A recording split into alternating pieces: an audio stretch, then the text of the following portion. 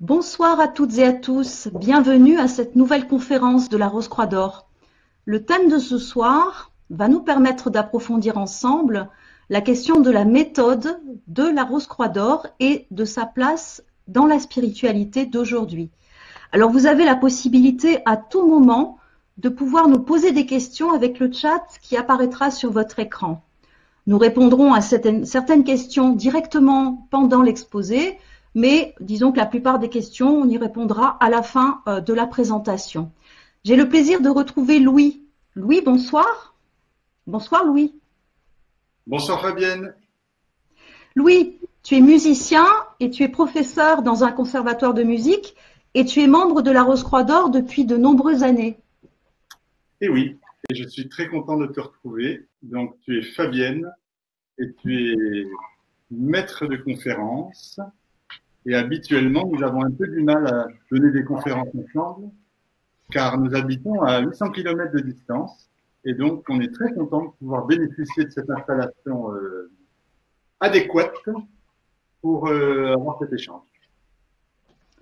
Tout à fait. Louis se trouve à Toulouse et moi à Strasbourg, c'est dit. Alors, vous entendez donc sur notre écran, Félix est notre technicien et nous le remercions beaucoup d'assurer la technique ce soir. Bonsoir Félix. Bonsoir. Voilà, donc la parole maintenant est à Louis qui va nous présenter donc la méthode de la Rose-Croix d'Or. Voilà, donc le titre qu'on a choisi, c'est donc la méthode de la Rose-Croix d'Or et sa place dans la spiritualité d'aujourd'hui. Et le premier titre est plutôt généraliste. Quand on dit vers une nouvelle conscience, le premier point de notre conférence, c'est que cette école précise est une école des consciences, dans le sens qu'elle permet à l'homme de comprendre qui il est vraiment dans la dimension humaine et aussi dans la dimension spirituelle. Alors aujourd'hui, beaucoup de démarches prennent en compte une nouvelle conscience. Bien sûr, on entend beaucoup parler et ce mot est souvent utilisé même dans des articles de l'actualité. Mais pour la Rose-Croix d'Or, c'est pas un but en soi ni de développer la conscience, ni d'améliorer une image de soi. C'est plutôt un point de départ pour aller vers une forme d'élévation, disons, et de réalisation surtout. C'est pourquoi on peut parler d'un chemin qui va de notre état actuel, avec nos limites, nos contraintes, des vies qui sont quelquefois très compliquées, et essayer d'aller vers une plus juste perception et de toucher de plus près la véritable conscience dont beaucoup d'enseignements spirituels ont donné certains aspects et qui évidemment se modifient au fil du temps. La conscience que nous avons en tant qu'hommes du XXIe siècle ou femmes n'est pas tout à fait la même que celle des chercheurs de vérité il y a même 100 ans. On voudrait juste préciser aussi que cette prise de conscience et ce travail sur la conscience va quand même aboutir à une forme de métamorphose qui va se décliner dans tous les aspects du corps. Et on voudrait commencer cette conférence en précisant que le but de la Rose-Croix d'Or, c'est de proposer la transfiguration. Ce n'est ni une voie religieuse dans le sens de croyance ou de précepte à suivre, ni une voie de développement personnel où on apprendrait à devenir meilleur, disons. C'est plutôt vraiment une voie de transmutation. Il s'agit de construire un homme nouveau, une femme nouvelle. Et tout le plan de cette renaissance est déjà contenu en germe dans l'être intérieur. Et tout le travail qu'on va proposer, c'est de faciliter le déploiement de ce plan spirituel en nous. Pour parvenir à cette dimension de notre existence, il y a un certain plan qui est finalement en concordance avec les lois de l'univers, on peut dire, ou le plan du cosmos. Et il y a une cartographie de ce chemin et des outils très particulier qu'on va vous présenter assez brièvement aujourd'hui. Mais si certains de ces outils appellent des questions, on sera très heureux de les préciser un peu plus. Voilà, je voudrais par exemple décliner une des notions très spécifiques de la vision gnostique des Rose-Croix, c'est l'existence de deux réalités en nous. Il y a cette dimension humaine qui est psychologique, physiologique, avec beaucoup de richesse dans chaque personnalité. C'est l'objet du développement naturel que nous avons tous en tant qu'êtres humains. Mais il existe une autre dimension qui obéit à d'autres lois et qui va donner accès à ce qu'on pourrait dire un champ d'éternité. C'est dans cette dimension-là que va s'effectuer le véritable travail spirituel de toute école des mystères ou toute école gnostique. On reparlera peut-être tout à l'heure de ces deux ordres de nature. Donc le chemin d'un gnostique, de quelqu'un qui a choisi cette voie de transformation, permet d'assumer le développement de l'être naturel au cours d'une vie tout à fait normale. On ne devient pas des ermites ou on n'est pas des personnes qui se déplacent et font des enseignements d'une manière systématique. On a des vies absolument communes, familiales, sociales, on voyage, on échange. Et en même temps, on est très conscient que c'est pas à partir de cette dimension humaine que la réalité spirituelle va pouvoir s'édifier. Alors la vie humaine est vécue comme un champ d'expérience qui est très propice finalement, un cadre idéal pour une autre construction qui va être plus subtile, plus profonde et surtout qui permet à long terme de transcender l'espace et le temps. Alors ça paraît un peu dingue dit comme ça, mais il y a de nombreux aspects dans cette recherche et dans ce processus qui vont dépasser largement le cadre de notre dimension immédiate, disons. Enfin, peut-être, quand on parle de nouvelle conscience, peut-être vous comprendrez mieux de quoi on parle si on parle de la conscience de l'âme. Dans cet enseignement, l'âme est vue comme un véritable organe spirituel qui va permettre de se connecter avec les plans supérieurs de l'existence. Donc, ce qui paraît intéressant, c'est de vous présenter aujourd'hui un aperçu de la méthode qui va permettre d'approcher et d'acquérir cette nouvelle conscience. Et j'ai une première question pour toi, Fabienne, peut-être que tu peux répondre.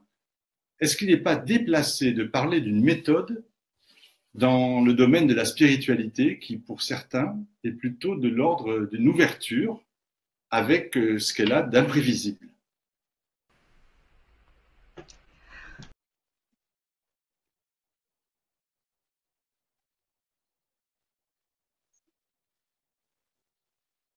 L'école de la Rose-Croix d'Or ne suit pas une méthode au sens commun du terme.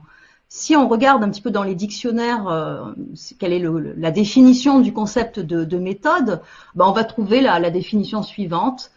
C'est un ensemble de procédés, un ensemble d'exercices qui permettent de parvenir à un résultat. Or, au sein de notre école, de l'école de la Rose-Croix d'Or, il n'y a pas de techniques qui sont proposées qui permettent l'éveil spirituel. Nous n'avons pas d'exercice particulier préconisé, pas non plus de rituels, de mantras que l'on répéterait, ou bien d'exercices de méditation, de concentration.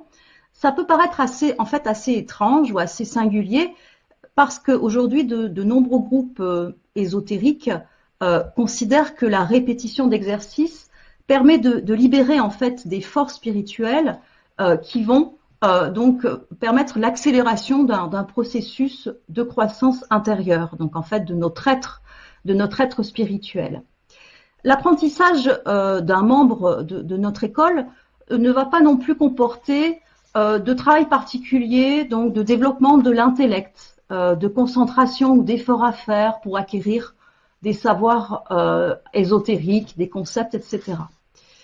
La Rose-Croix d'Or va suivre une toute autre voie, et cela de manière délibérée. Pourquoi en fait? Tout simplement parce qu'elle manifeste, on pourrait dire, une certaine prudence par rapport à des procédés ou à des exercices qui reposeraient sur la volonté personnelle. En fait, on pourrait dire, si on prend une image, que l'être spirituel qui gît en nous a son propre rythme de croissance. C'est un petit peu comme un embryon en gestation qui se développe selon un plan qui reste secret. Et en fait, ni la mère, ni même l'embryon ne peut exercer de volonté spirituelle, sur cette croissance. Et pareil, donc le soi spirituel grandit et s'épanouit au sein donc d'une personnalité, au sein donc de nous, être qui vivons dans ce monde, mais effectivement, donc il va y avoir tout un travail qui va se développer et qui va demander donc à l'être de ce monde, à l'homme, la femme que nous sommes, de dégager un espace pour cet être en croissance, pour lui permettre un épanouissement. Et donc ça va être un travail qui va se faire, donc on en reparlera grâce à une liaison spirituelle, et c'est un travail essentiellement sur les forces égocentriques qui travaillent en nous, et donc qui va nous amener à observer en quelque sorte ces forces qui sont à l'œuvre et qui vont révéler peut-être des dimensions encore très égocentrées de l'être humain. Donc c'est sans jugement, c'est vraiment une observation qui va permettre un lâcher-prise progressif et donc qui va de manière corrélative donc permettre un épanouissement de cet être spirituel. Et donc pour cela, le membre, on pourrait dire, de notre école, sera aidé par ce qu'on appelle un champ de force, ou c'est plutôt un champ magnétique, on pourrait dire, qui permet une concentration de force spirituelle, permettant le déploiement de cet être intérieur. Et donc ce champ de force est vraiment, disons, vivifié, étant entretenu lorsque les membres se réunissent. Donc ce champ, on y reviendra aussi un peu plus tard, mais a été créé par les fondateurs de notre école qui ont, on pourrait dire, défriché un chemin permettant une connexion, permettant effectivement de créer une sorte de sas avec des plans supérieurs. Voilà, donc ça c'est un premier point, l'absence de méthode à proprement parler, en tout cas au sens habituel du terme. Un autre point aussi qui nous paraissait donc important de partager avec vous ce soir, c'est l'idée qu'il n'y a pas de maître donc dans notre école. Nous sommes tous des élèves, nous sommes tous effectivement en apprentissage dans la grande école qui est la vie en quelque sorte. Donc il y a quand même une dimension importante, c'est que aucun membre ne se place au-dessus des autres, aucun membre ne donne de leçons particulières aux autres, donc pas de hiérarchie humaine, mais simplement, donc on pourrait dire une entraide fraternelle, une entraide spirituelle, donc entre des membres qui sont des frères et sœurs sur un même chemin. Alors pas de maître incarné, mais en même temps, notre école reconnaît de nombreux maîtres spirituels qui sont issus de traditions différentes, et donc l'école s'appuie sur des enseignements qui sont extrêmement variés, et qui ont été dispensés par des initiés, des grands initiés, des envoyés comme on les appelle. Donc on pourrait citer, mais sans être vraiment complète, sans être même exhaustive bien sûr, on pourrait citer Bouddha, on pourrait citer Jésus, Krishna, mais aussi Mani, Rumi, donc Maître Eckhart, donc Paracels, Jacob Böhm, etc. Donc on est vraiment dans une reconnaissance finalement qu'il y a des êtres qui sont là pour vivifier à certaines époques cette gnose. Donc on reviendra aussi sur cette notion de gnose qui est vraiment au cœur de cet enseignement. Pour terminer, ce qu'on pourrait dire aussi, c'est que l'enseignement qui est proposé est constitué de préceptes très simples, préceptes simples qui peuvent être compris par toute personne animée par une aspiration intérieure forte, toute personne, quelle que soit sa culture, quel que soit son milieu social, et donc il y a vraiment cette idée effectivement qu'on va se retrouver sur un plan vraiment, disons, supérieur et commun à chaque être humain. Voilà. Alors, c'est vrai qu'on ne peut pas parler de méthode au sens habituel du terme, mais néanmoins, l'école, donc notre école, propose un processus spirituel, un processus de spiritualisation de l'être humain, de transformation de l'être. Et donc, Louis, nous aimerions que tu nous en parles, que tu nous brosses un petit peu un portrait de cette voie, en fait. Alors, tout de suite, je vois une question de Ali qui dit: j'aimerais bien comprendre le concept de champ de force. Donc, peut-être c'est intéressant juste de donner quelques éléments complémentaires tout de suite. C'est évident que quand je suis dans un espace où tout le monde a un point d'intérêt commun, il se développe une certaine vibration. Imaginons que je vais tous les mardis soirs faire un billard. Je suis avec un ensemble de personnes qui sont très passionnées du billard et il y a quelque part une émulation et une focalisation sur cette discipline du billard. Dans le cadre d'une école spirituelle, le champ de force il se construit parce que toutes les personnes qui vont venir à une activité ne viennent pas que en tant que personnalités qui vont partager plus ou moins des affects ou des banalités sur leur existence présente, bien que ça puisse faire partie du plaisir d'être ensemble aussi, mais il va y avoir une entente commune sur le fait qu'on est là pour quelque part partager des valeurs d'âme et que d'une certaine manière, on aspire tous à se concentrer sur ce type de travail et sur ce champ spirituel qui n'est pas facile de partager dans la vie courante parce que on est en contact avec des personnes dont c'est pas forcément le centre d'intérêt.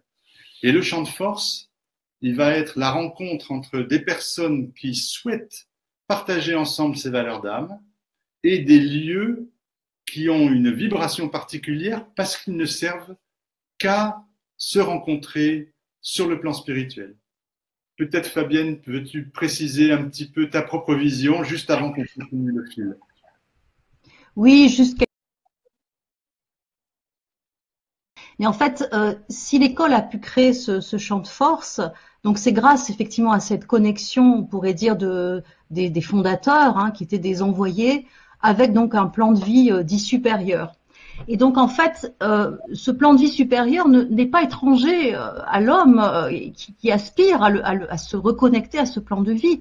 Et donc on part vraiment aussi de l'idée, enfin c'est pas qu'une idée, c'est une réalité physique, hein, qu'il y a un atome en chacun de nous qui à un moment donné vibre suffisamment fort et appelle en fait ces forces spirituelles. Et dans un champ de force où tout cela est concentré, hein, et on va partir vraiment aussi de ce qui vibre à l'intérieur de chaque membre, une connexion pourra se faire du bas vers le haut et du haut vers le bas. Voilà, donc juste une petite précision.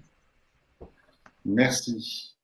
Donc, avant de continuer le fil des questions, je voulais juste comme la conférence traite de la méthode, on va essayer de décliner un petit peu les différentes phases qui peuvent avoir lieu et ce qui justifie aussi le fait qu'on parle d'un processus. Donc, la première phase, c'est une phase que nous partageons tous puisque vous êtes sur cette conférence des personnes intéressées par les champs d'ouverture spirituelle. C'est l'étape d'un contact. Souvent, c'est quelque chose qui, à la suite d'une certaine ouverture intérieure, nous donne l'intelligence intuitive que notre vie a une dimension plus vaste que ce que nous vivons quotidiennement. Quelquefois, il faut attendre le moment d'une blessure ou d'un deuil pour un choc qui provoque un petit peu cette nécessité de passer à une autre étape de vie. Et aussi, on peut tout simplement avoir une certaine lassitude des cycles interminables dans lesquels on se retrouve avec certains problèmes à régler et quelques fois des complexités insolubles sur le plan psychologique.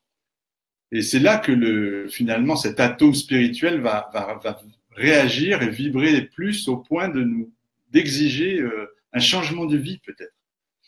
Le premier travail qui est proposé, c'est tout simplement la connaissance de soi. Donc c'est pas propre du tout à cette école, mais c'est un préalable absolument nécessaire. On a besoin de connaître un petit peu l'entourage qui est ce qui encadre notre vie. Et de la même manière que pour faire un voyage, on va checker l'état du véhicule, l'état de la route et la météo. La deuxième étape, ce serait apprendre à découvrir ce que c'est l'âme et apprendre à se relier à l'âme. Donc, il est parlé dans cette école d'une possibilité de renaissance d'une âme qui n'est pas du tout l'âme de sensation dont on parle habituellement, mais bien un organe spirituel qui permet la connexion au champ vibratoire immatériel qui a été un peu détaillé précédemment. Savoir se relier, c'est indispensable sur un chemin et c'est pas facile du tout parce que il faut avoir une intention quelque part, il faut créer un espace dans sa vie pour cette dimension où l'âme va pouvoir naître. On peut y tendre à cette nouvelle place donnée à l'âme et en même temps, on ne peut rien forcer. Sinon, on est dans un mouvement occulte et on voit bien ce que ça peut donner, c'est-à-dire des gens qui vont essayer d'influer sur la matière pour provoquer quelque chose qui serait qu'un simulacre d'initiation. La troisième étape qu'on peut citer, c'est quelque chose qui est propre aux écoles des mystères, et c'est le travail sur le moi, sur l'ego. Il faut beaucoup de patience et de sagesse quelque part pour accepter de se confronter à ces forces qui nous gouvernent habituellement, qui sont aussi des forces primaires qui nous relient à ce monde. Il y a beaucoup de chercheurs qui abandonnent à ce stade parce que il y a une certaine forme de traversée du désert. Quand vous enlevez à l'être humain primaire ce qui fait son lien au monde et ce qui fait son identification à toutes les valeurs matérielles, il y a tout d'un coup un certain vide qui se met en place. Et dans le domaine de l'initiation gnostique, ce vide, ça va être ce qui permet justement le véritable travail qui commence. Finalement, on pourrait dire qu'on va mettre en place une intelligence spirituelle qui est d'identifier, de savoir pour chacun ce qui est nécessaire comme travail de faire à tel ou tel moment et quelle étape il est capable de franchir. On parle quelquefois de maître intérieur et dans cette école, c'est quelque chose qui a une réalité, c'est-à-dire qu'il n'y a personne qui va vous dire à quel moment, quelle étape vous devez franchir intérieurement. C'est absolument à vous de l'identifier et voilà, si le maître c'est celui qui sait comment faire, eh bien c'est vous-même qui savez et personne d'autre. C'est dans cette phase particulière du travail sur le moi et l'ego qu'on a besoin d'un travail de groupe parce que tout seul on peut beaucoup s'illusionner et on peut aussi surtout passer beaucoup de temps à se battre contre des fantômes alors que dans le cadre adapté d'un travail en miroir avec d'autres qui vont un peu démasquer notre tendance ou notre lenteur, on va pouvoir franchir des étapes qui n'étaient pas envisageables seules. Je vais assez rapidement, volontairement passer à la quatrième étape. Et là, on va toucher une dimension qu'on aura peut-être l'occasion de détailler un peu plus tard, qui est finalement le tissage éthérique, qui va être la nouvelle vie qui est proposée. Les éthers, c'est tout ce qui nous nourrit plus ou moins consciemment, c'est les forces subtiles finalement qui sont autour de nous. Et vous pouvez comprendre que suivant qu'on baigne dans un milieu extrêmement matérialiste ou au contraire un milieu inspiré par des valeurs, disons, fraternelles et élevées, on va se retrouver dans un contexte qui favorise plus ou moins ce tissage qui va permettre au processus de s'accomplir très progressivement dans une vie. Sinon, aussi nous renvoyer à la vie basique qui a été la nôtre jusque-là. Donc le véritable enjeu d'une transfiguration, c'est finalement ce nouveau corps éthérique qui peut s'assembler et se construire extrêmement progressivement. On découvre la dimension de l'autre en nous-mêmes, cet autre qui est lui quelqu'un de connecté, qui n'a jamais perdu le fil. Et il y a quelque part un phénomène qui est très encourageant dans une vie de découvrir ce principe parce que c'est comme une ouverture qui libère déjà en partie. Et on ne serait pas complet si on ne parlait pas de la dernière étape que nous citions sur nos 5 phases. C'est à un certain moment, il faut dire les choses comme elles sont, il s'agit quand même de changer de corps, de reconnaître que notre corps présent est un outil périssable et peu adapté à la spiritualité et que les valeurs de ce corps présent, même si on reste un humain qui respire, qui bouge, qui chante, il va être nécessaire qu'elles placent au second plan pour que le véritable corps spirituel s'incarne et devienne un corps, on pourrait dire un corps vivant.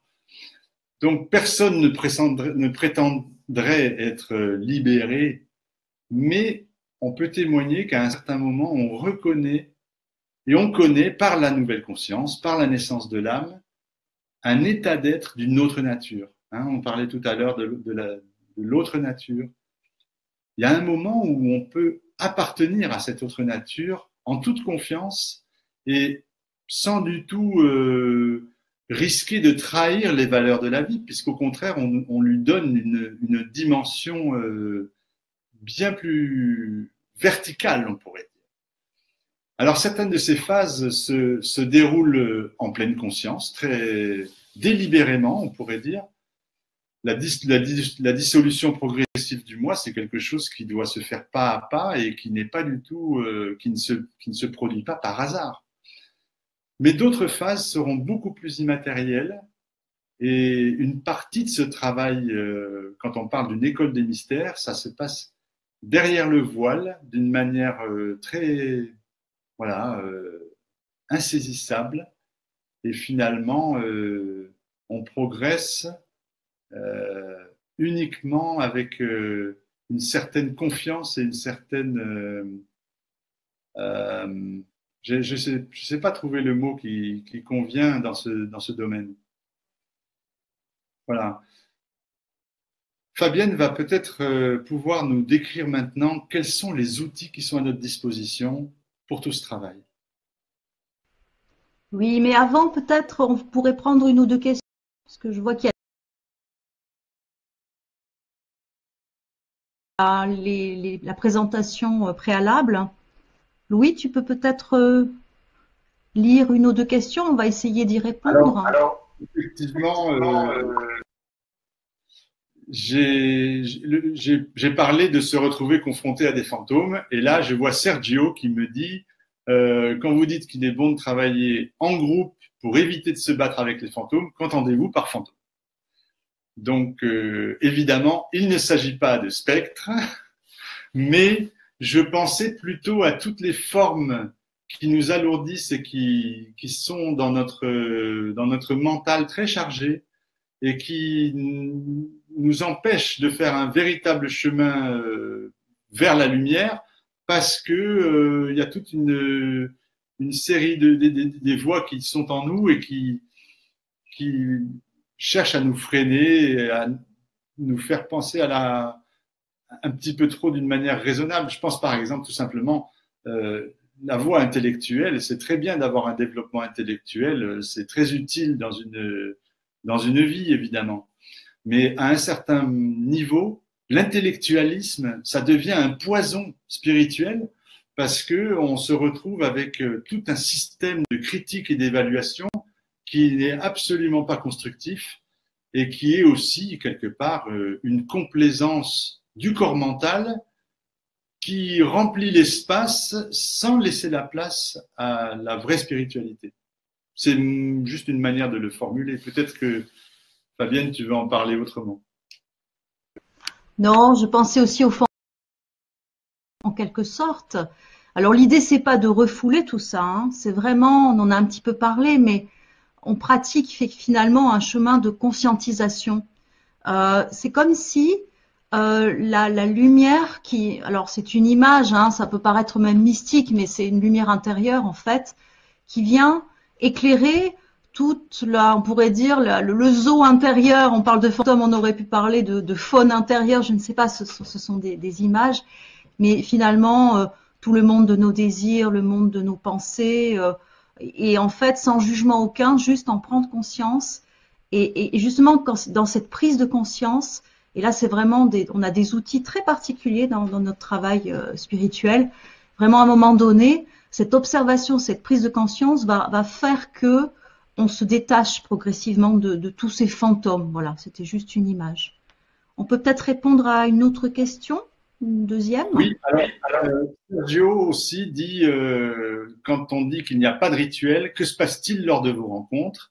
Et ça double aussi une question de Pierre qui dit quel parcours et missions sont proposés aux membres qui ont déjà vécu une expérience d'éveil et fait la rencontre.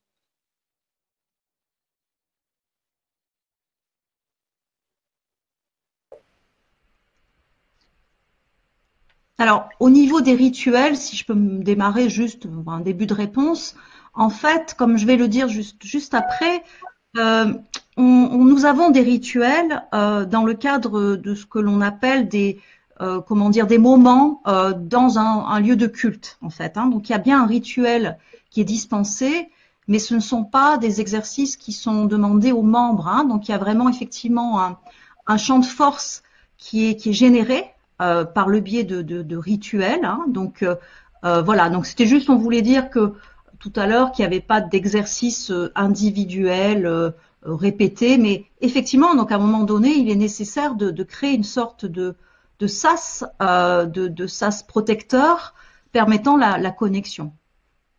Peut-être Louis, tu veux ajouter quelque chose?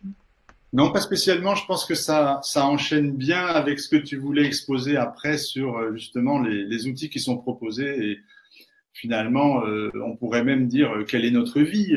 Voilà. Oui, donc de manière assez succincte en fait. Donc on a dit que nous n'avions pas de méthode à proprement parler, que nous proposions néanmoins un processus d'épanouissement de l'être spirituel. Donc il y a effectivement un processus qui est plutôt long, hein, plusieurs années de travail sur soi qui vont générer donc l'épanouissement de cet être intérieur aussi. Mais il y a aussi, on pourrait dire, un cadre spirituel qui est proposé.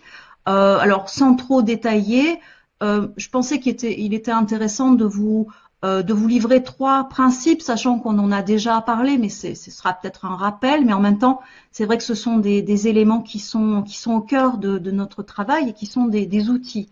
Donc, ce qu'on peut en dire, c'est qu'il y a déjà effectivement l'importance de la dimension collective. Donc là, c'est vrai que le travail spirituel se fait dans le cadre de cercles de travail et dès le début de l'apprentissage. Effectivement, le cercle en tant que tel va permettre de créer finalement cette unité, cette fraternité au niveau des âmes en fait, hein, de créer cette unité dans la diversité des personnalités. Donc ça, c'est important. Et puis, on peut dire aussi que ce travail collectif est une vraie force, hein. Donc, c'est vraiment en s'appuyant sur on pourrait dire le groupe en tant que tel, l'énergie du groupe, que les obstacles, parce qu'il y a des épreuves, hein, on ne vous en a pas parlé, enfin, si on les a évoquées, mais il y a de nombreuses épreuves, de nombreuses tentations hein, sur ce chemin spirituel. Mais effectivement, pour pouvoir les vivre en pleine conscience et pour pouvoir les dépasser, on a cette importance effectivement de cette fraternité au niveau des âmes et de ce groupe. Voilà, donc ça c'est un premier principe clé, le travail en groupe.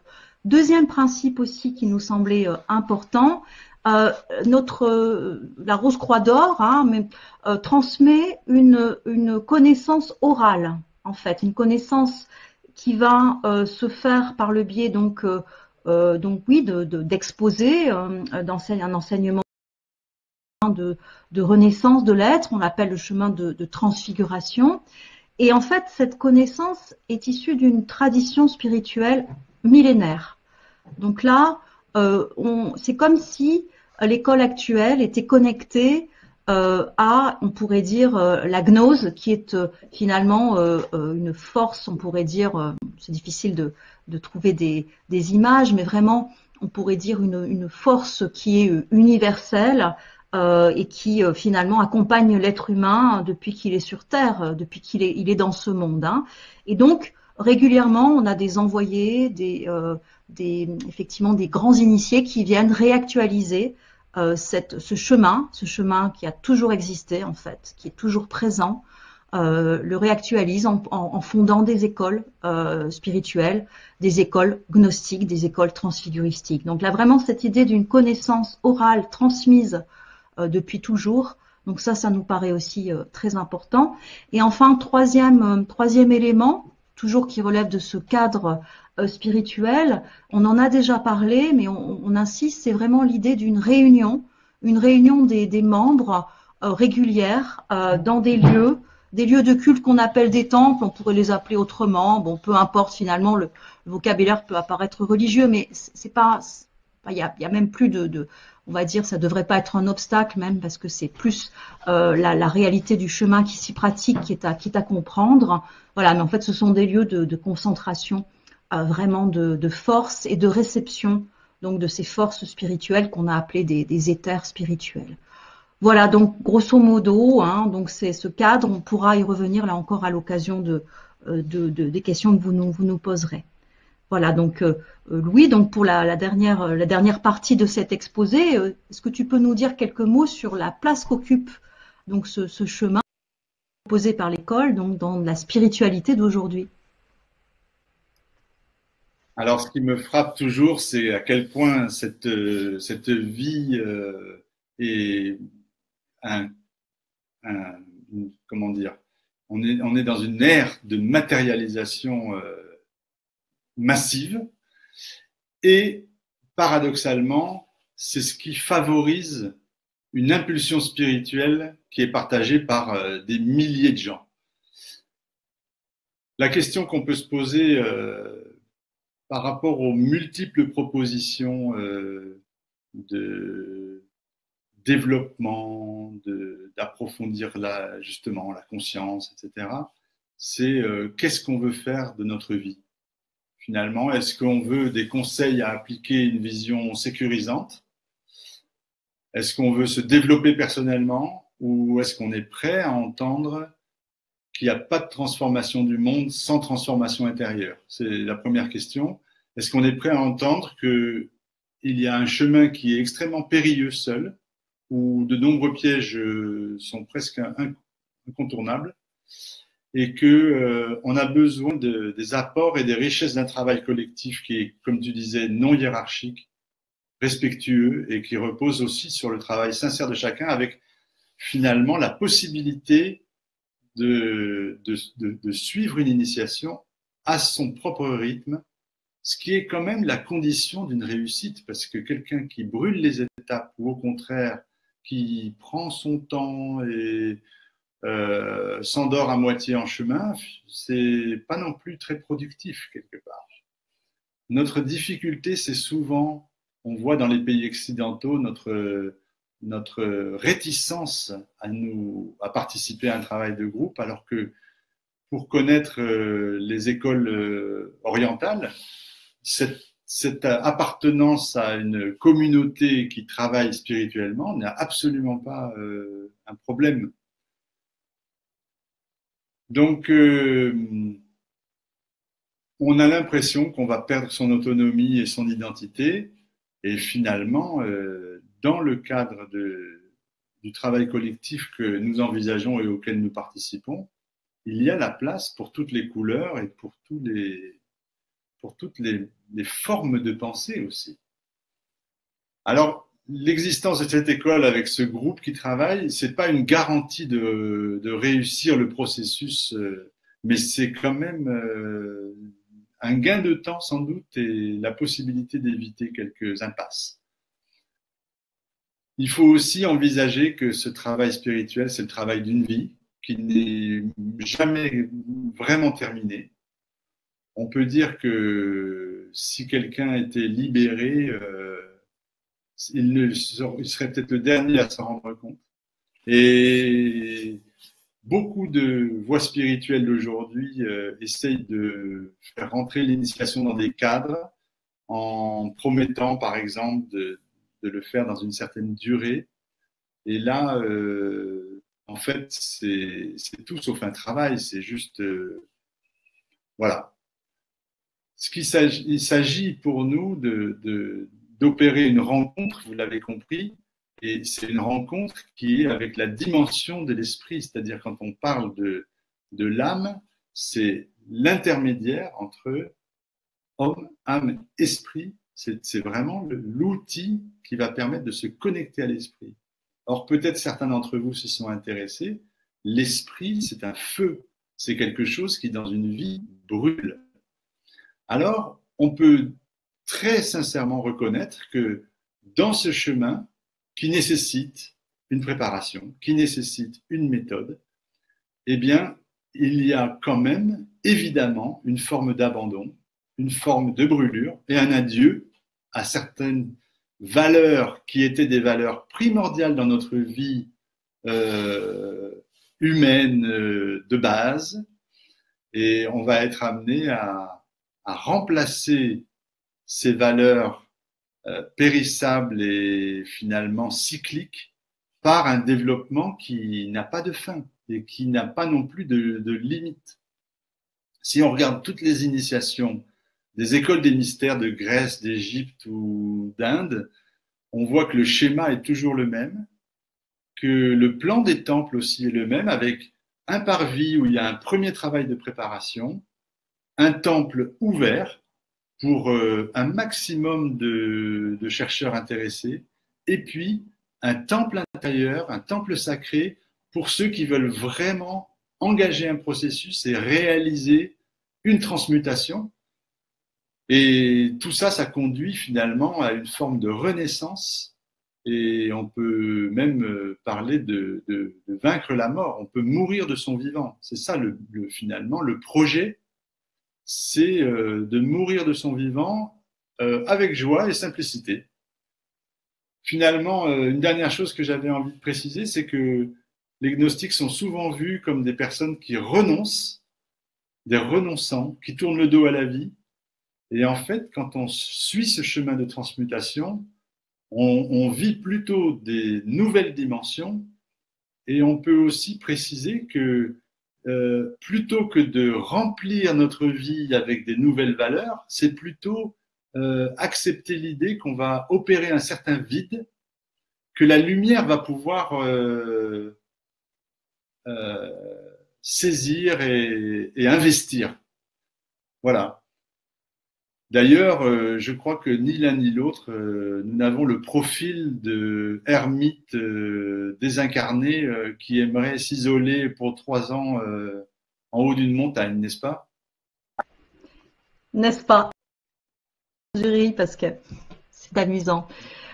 Oui, donc en fait, on arrive tout doucement vers la fin de notre présentation, mais j'avais envie de dire deux choses sur ce chemin. Donc, si on est plus dans le témoignage personnel de ce que ça nous apporte, on va dire, dans nos vies concrètes, moi je dirais que cette forme de spiritualité rend libre. Elle rend libre à la fois de toute autorité extérieure, donc on n'a pas de référence à l'extérieur de soi-même, mais elle rend libre aussi de toute illusion intérieure, en fait. Donc vraiment un message et plus que ça, une liberté qui grandit en nous et qui remplit notre vie. Cette liberté donc nous procure énormément de joie, une joie profonde. Et effectivement, cette joie nous met en mesure aussi de recevoir et de transmettre, on pourrait dire, alors sans apparaître un peu bisounours, mais bon, de nous permettre de transmettre vraiment les rayonnements de l'amour, puisque l'esprit, c'est aussi l'amour en fait, hein, l'amour qui tranche, l'amour qui met en lumière, mais l'amour aussi qui adoucit, l'amour qui donne, qui se donne. Et donc en fait, à partir de là, le gnostique, vous, moi, hein, donc toute personne qui suit ce chemin, va travailler au cœur du monde, parce que quand on a reçu un tel trésor, on ne peut que le transmettre, on ne peut que le donner. Et à toutes les époques, on a eu des êtres qui, en toute modestie, parce que, comme le disait Louis, un être transfiguré ne le sait même pas. Enfin, c'est tellement pas pour lui qu'il fait ce travail que il sera au cœur du monde, en tout cas, pour transmettre ses forces spirituelles d'une manière ou d'une autre à travers finalement les lieux de vie où il se trouvera, et il fera sa part comme ça. Alors voilà, donc on pourra d'ailleurs en discuter si vous avez des questions sur ces aspects vraiment d'une place dans la spiritualité, ou on pourrait dire dans la société même d'aujourd'hui. Donc on a, je pense, terminé notre présentation. On peut maintenant poursuivre la soirée en essayant de répondre à vos questions. Donc, vous pouvez continuer à nous poser des questions à travers le chat, hein, donc des questions écrites. On en sélectionnera quelques-unes pendant encore peut-être une demi-heure, on va dire. Voilà. Donc, si Louis, tu veux bien lire les questions. Alors, une première question, c'est Martine qui nous demande quelles sont les conditions pour participer à cet enseignement. Donc, la première condition, c'est de nous rencontrer. C'est drôlement bien de se voir en vrai, parce qu'il se trouve que cette école est présente dans de très nombreux pays et en France, représentée dans une quinzaine de villes. Donc, il y a un local en général où ont lieu les activités. Et nous avons aussi des conférences dans des salles d'hôtel ou autres. Donc ça, c'est grâce au site ou au groupe Facebook, vous pouvez avoir des contacts sur les activités qui sont proposées.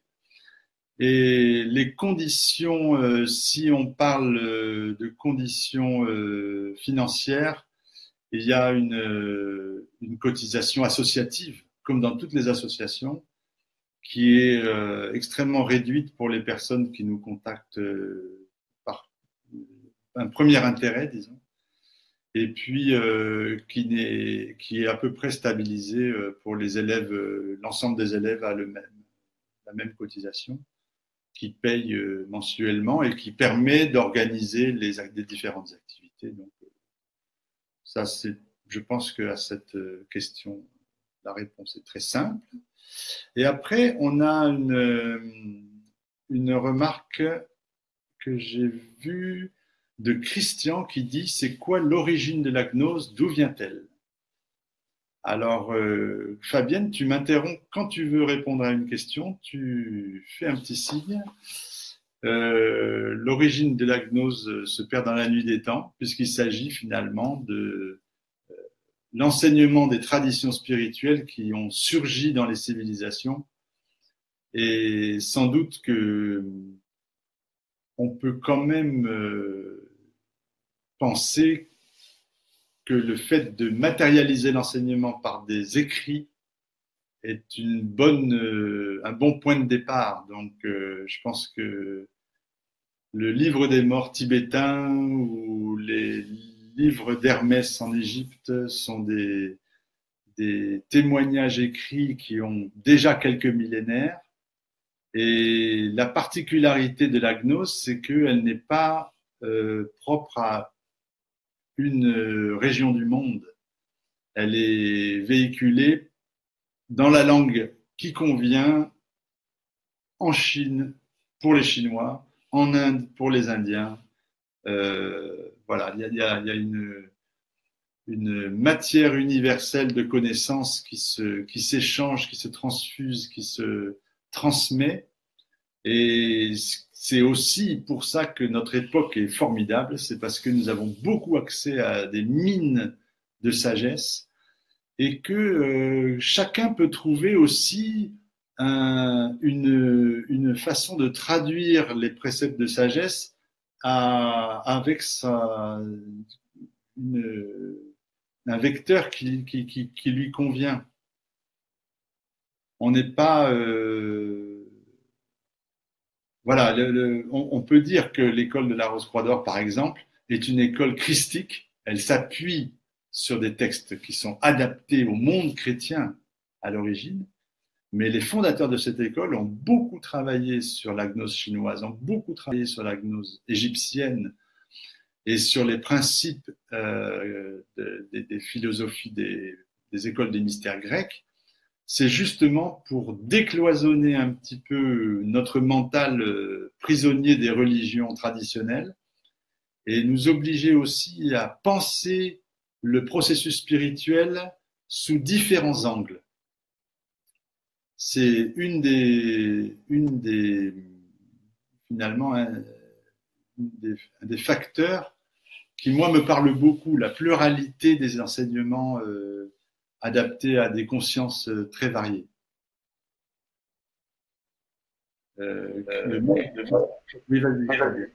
Oui, donc juste pour compléter, donc tu disais que l'origine de la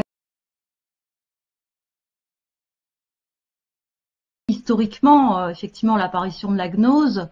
Alors sans être spéculatif, parce que ce sont des domaines un peu glissants où je ne m'aventurerai pas, mais on pourrait dire que finalement la gnose accompagne l'homme depuis qu'il est incarné dans ce monde, en fait. Hein. Alors certaines théories disent que l'homme aurait chuté, hein, donc du royaume divin. Hein, donc après, d'autres diraient que l'homme a fait des expériences, a choisi la voie des expériences pour peut-être finalement magnifié en quelque sorte au terme finalement d'expérience d'incarnation. C'est vraiment pour que Dieu se révèle à lui-même, peut-être dans une splendeur encore plus grande que s'il n'avait pas finalement quitté le royaume originel. Donc ça, pas rentrer trop là-dedans parce que je pense que c'est pas très, alors ça peut être intéressant de s'y plonger, mais ça n'apporte pas grand-chose sur le processus, on va dire vraiment donc spirituel en lui-même. Mais vraiment, il y a cette idée que bon, bah, la gnose, c'est la connaissance, hein, si on reprend l'origine effectivement du mot, hein, gnosis en grec, et cette connaissance, elle accompagne l'homme. Elle est enfouie en lui, donc il en est porteur, on va dire donc par le biais d'un atome. Hein. Il y a des traditions, il y a des contes qui parlent beaucoup de cela. Parfois, c'est intéressant aussi d'aborder effectivement ces aspects-là. Donc par des contes, il y a une légende indienne qui parle effectivement d'une trace divine qui serait enfouie au cœur de l'homme et effectivement donc les dieux l'auraient cachée là pour pas que l'homme la trouve, en tout cas qu'il la trouve après avoir effectivement vécu un certain nombre d'épreuves. Voilà, donc c'est un petit peu, je sais pas si on a répondu à vos questions, on peut peut-être en prendre une autre d'ailleurs. Oui, bien sûr, on en a de nombreuses. Donc, il y a une question sur l'origine de l'école. Alors, on va répondre très brièvement parce qu'on ne va pas faire une histoire autocentrée. Mais en gros, il y a une filiation à partir des Rose-Croix classiques du XVIIIe siècle, qui était un courant qui est né en Allemagne chez des philosophes et des théologiens. Et on a eu au début du XXe siècle un regain d'impulsion spirituelle aussi à travers les enseignements orientaux de Helena Blavatsky.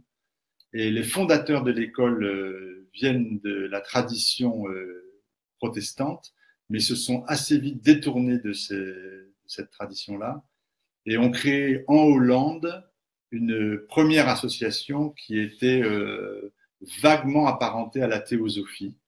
Très vite, ils ont créé cette voie propre de la Rose-Croix d'Or parce que ils voulaient se focaliser sur l'aspect d'un processus très méthodique et organisé avec une série d'étapes et connecté finalement à une universalité d'inspiration.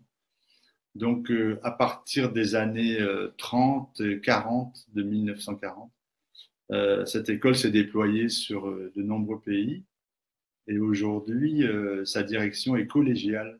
Donc, elle n'a pas un maître qui décide de tout, mais un conseil qui anime les différentes activités. Je vois aussi une question qui peut nous intéresser, qui est de Mireille, qui dit: est-ce que l'esprit a un lien avec le mental? On parle souvent d'avoir de l'esprit. Alors, tel que j'entends l'expression avoir de l'esprit, c'est quelque chose qu'on utilise en société, mais c'est plutôt un esprit spirituel. Alors, c'est très ambigu, mais l'esprit spirituel, ça peut être tout simplement de faire des blagues à tout va. A priori, si on cherche à répondre sérieusement à la question du lien entre l'esprit et le mental, ce qui me vient immédiatement, c'est que le corps mental de l'homme n'est pas dans son état naturel apte à recevoir les forces de l'esprit, peut-être aussi parce qu'il n'est pas en connexion avec le cœur et il y a une nécessité, on ne l'a peut-être pas assez dit, d'opérer une bonne connexion entre le cœur et le mental. Et ça va se faire un peu au détriment du mental. Finalement, les valeurs, ce qu'on entend par la puissance du mental, doit se mettre en retrait pour que la puissance du cœur crée cette combustion qui va permettre l'irruption de l'esprit dans le système cellulaire. Je le dis un peu rapidement, mais voilà, en gros, c'est ça le concept. Veux-tu détaillé? Je ne pense pas que ce soit nécessaire. Je pense que tu as bien répondu. Enfin, si je peux me permettre, d'abord préparer, hein, qu'il y ait une préparation au niveau de l'âme. L'âme qui est ce corps intermédiaire. Et effectivement, donc, on en a un petit peu parlé, mais c'est au niveau de l'animation, de ce qui nous anime en fait, des forces qui nous animent, qui vont être totalement renouvelées par le biais de ce processus spirituel en quelque sorte. Et c'est finalement à un moment donné les noces alchimiques, hein, donc l'union entre l'âme renouvelée et l'esprit qui pourra descendre effectivement dans un réceptacle adapté, que finalement l'être de lumière pourra apparaître, hein, l'homme microcosme régénéré, l'être originel, on pourrait dire spirituel. Voilà, donc on voit qu'on est bien loin de notre mental ordinaire, effectivement, qui lui aussi devra subir un processus de renouvellement total. Voilà.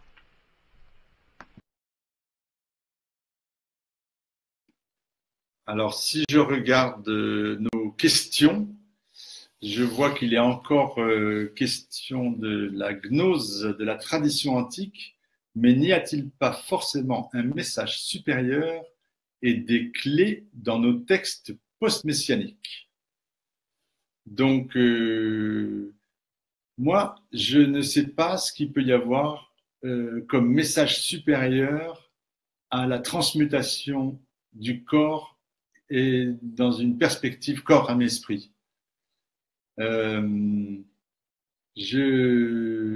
un certain moment de ma vie, je rencontre la possibilité d'une révélation quelque part qui est aucun développement intellectuel ne va te conduire dans une nouvelle dimension. Et par contre, un processus physique va te permettre non seulement d'accéder à une nouvelle dimension, mais aussi de démultiplier cette possibilité parce qu'elle n'est pas ta propre place dans un cercle étroit, mais elle s'inscrit dans un univers cohérent et qui est évolutif, spirituellement parlant. Moi, je ne connais pas de proposition plus forte que celle-là. Alors peut-être que je le dis maladroitement, mais voilà ce que je peux dire de cette question. Je ne sais pas si j'ai bien compris la question. Ce serait au texte finalement dont on a hérité, au texte spirituel et ce cheminement spirituel que l'on vous propose. Je ne sais pas si c'est vraiment la question. En tout cas, il est vrai qu'on va trouver des traces multiples en fait de ce chemin et le fait de pouvoir avoir accès effectivement à différentes sources, à différents. Alors on pense à certains évangiles, mais on pense aussi à d'autres traditions, hein, donc tradition orientale, etc. Donc le soufisme aussi, donc il y a vraiment des textes originels qui sont extrêmement donc gnostiques, si je puis dire. Mais vraiment, cet accès, on va dire, ou cette lecture peut aussi se faire à un autre niveau. C'est-à-dire, c'est vraiment, comme cet enseignement est en nous, on va le retrouver à l'extérieur et cela va permettre de vivifier encore plus cet enseignement. Comme si, finalement, les manifestations extérieures d'un processus intérieur étaient aussi là pour nous aider à nous relier toujours plus, à vivifier toujours plus cette dimension intérieure. Donc en fait, voilà, la manière dont moi je perçois, et c'est vrai que se replonger dans certains évangiles ou dans les écrits de Lao Tzu par exemple, vraiment permettent d'activer encore plus et de reconnaître en soi profondément donc ce chemin. Donc c'est finalement une lecture vivante qui se met en place et qui est presque qui donne accès à des savoirs enfouis qui se révèlent à nous en fait. On a une autre question de Jean-José qui nous demande: y a-t-il un lien entre la gnose et la quête du Graal? Alors, ce qui est sympathique dans cette question, c'est que beaucoup d'entre nous ont été assez fascinés par le monde médiéval et par les romans de la table ronde et l'esprit de la chevalerie. Et on sait qu'il y a que finalement les traditions chrétiennes s'ancrent dans une mythologie qu'on partage culturellement même. Alors, quand on parle de la quête du Graal, on peut juste repréciser de quoi il s'agit. C'est un groupe de chevaliers autour d'un roi inspiré qui va partir en quête de la coupe contenant le sang du Christ, mais qui, en faisant le chemin d'initiation qui va les conduire à cette découverte, cette coupe est en fait immatérielle. De la même façon, on pourrait dire qu'une école gnostique, comme cette école de la Rose-Croix d'Or, va mettre en présence des chercheurs de vérité qui pensent trouver une révélation intérieure plus ou moins incarnée dans le processus que nous avons précisé tout à l'heure, et qui vont découvrir en chemin que finalement le trésor qu'ils trouvent n'est pas celui qu'ils cherchaient.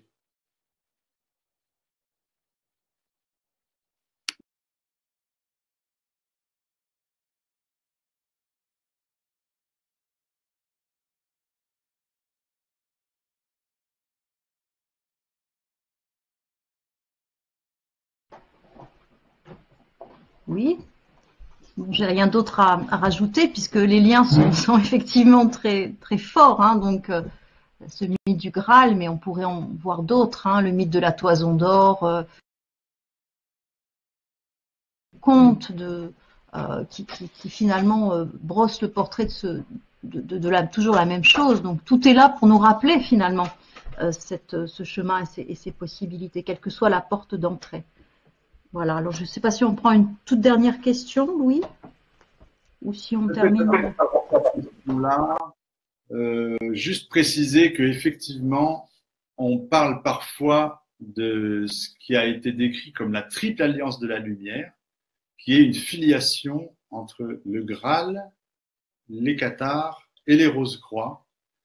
Et cette filiation s'incarne dans certains lieux, comme par exemple les lieux du catharisme en Occident. Voilà, c'est juste pour... voilà. Je vois une autre question de Laurence qui dit: chacun aurait son propre Graal en fonction de notre élévation personnelle au cours de nos différentes vies. Alors, moi, je ne vois pas le Graal comme une valeur personnelle, je le vois plutôt comme un héritage qui est commun à toute l'humanité et comme une force sur le monde, disons. On pourrait dire la force de l'esprit qui pénètre le monde et la coupe du Graal à partager. Je continue, Fabienne, avec les questions. Je lis une question d'Ali. Existe-t-il un support matériel de ce Graal à la Rose-Croix d'Or ou c'est juste immatériel? Une quête immatérielle. Veux-tu répondre? Oui, alors ça me fait penser au trésor des Cathares, au trésor des Templiers. On s'est souvent demandé si c'était des trésors matériels ou immatériels. Alors il n'y a pas de support matériel, hein, donc du Graal. Il y a effectivement tout un trésor, et il y a à activer en fait, à mettre en place les lignes de force du Graal en nous. En fait, le Graal va s'ériger dans notre propre cœur. Et effectivement, c'est cette coupe du Graal qui va accueillir les forces spirituelles. Donc c'est vraiment, c'est tout le processus dont on a parlé tout à l'heure en fait. Hein. Le Graal s'érige en nous, donc on n'a pas forcément les yeux spirituels pour voir ce Graal finalement s'ériger, mais il y a cette réalité spirituelle. De même que le Graal peut être brisé, hein, il se brise parce que, et cela fait partie on pourrait dire du chemin, parce que l'être naturel que nous sommes parfois veut essayer de saisir ce Graal avec peut-être des mains alors indignes, sans jugement, mais en tout cas n'a pas forcément compris quel était encore le travail qu'il avait à faire pour accueillir ce Graal sacré en lui. Et voilà, donc c'est sans arrêt finalement ces forces qui cherchent à pénétrer dans un vase qui est le plus adapté possible. Et ce vase, il est dans notre cœur en quelque sorte. Peut-être tu veux ajouter 2-3 éléments sur... Très bien comme ça. Et je pense qu'on va prendre une dernière question de Anne qui nous dit, vous parlez d'un enseignement christique, quel est le lien avec Jésus-Christ? Donc ça, c'est effectivement une question qu'on peut se poser. Dans l'enseignement de la Rose-Croix d'Or, le Jésus-Christ est toujours présent en tant qu'archétype, mais on n'a aucune considération particulière pour le personnage historique. Par contre, très souvent, on développe l'analogie du chemin de croix de Jésus-Christ, de la naissance jusqu'au Golgotha, comme un processus spirituel qui est mis en image finalement, et dont beaucoup d'éléments symboliques vont aider le candidat sur son chemin. On pourrait prendre un exemple de cette fameuse mise sur la croix. Il s'agit du principe finalement dont on a parlé tout à l'heure, du principe humain égocentré qui doit être crucifié pour que puisse renaître le principe originel et accéder à une nouvelle vie. Donc il y a toute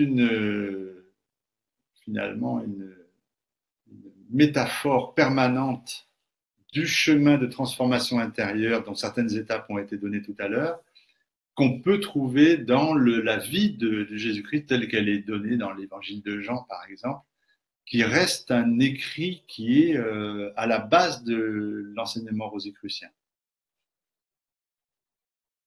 Peut-être tu veux conclure? Oui, nous arrivons au terme de cette très belle soirée que nous avons passée avec vous. Et donc encore un grand merci donc à Louis et à toute l'équipe qui a préparé donc ce webinaire. Et nous vous disons à très bientôt pour un prochain webinaire. Alors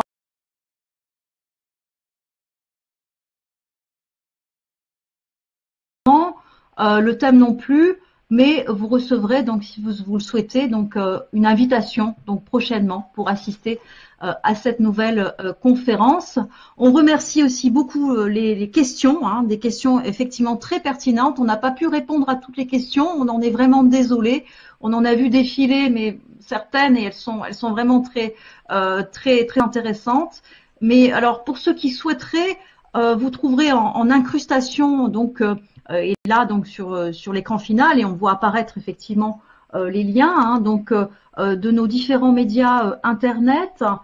N'hésitez pas à vous y référer pour avoir les informations finalement que nous proposons et aussi donc les différentes activités qui sont proposées par les différentes villes, parce qu'il existe effectivement 14 centres de la Rose-Croix d'Or, donc en France métropolitaine et en Guadeloupe, donc vous pourrez nous joindre à tout moment. Voilà, et donc aussi sur le site internet de la Rose-Croix d'Or, avec l'onglet Contact, vous pouvez nous joindre et on peut continuer à échanger par ce biais-là. Voilà, donc vous aurez aussi la possibilité de revoir donc cette conférence en replay, donc très prochainement, dans les jours à venir, et donc toujours à partir de ce site. Voilà, donc bonsoir à toutes et à tous, et encore un grand merci d'avoir été avec nous ce soir. Merci Fabienne, tu as été aussi très super dans cette conférence. On a beaucoup apprécié d'avoir les retours des participants et on espère vous retrouver bientôt dans un autre sujet. À bientôt, merci.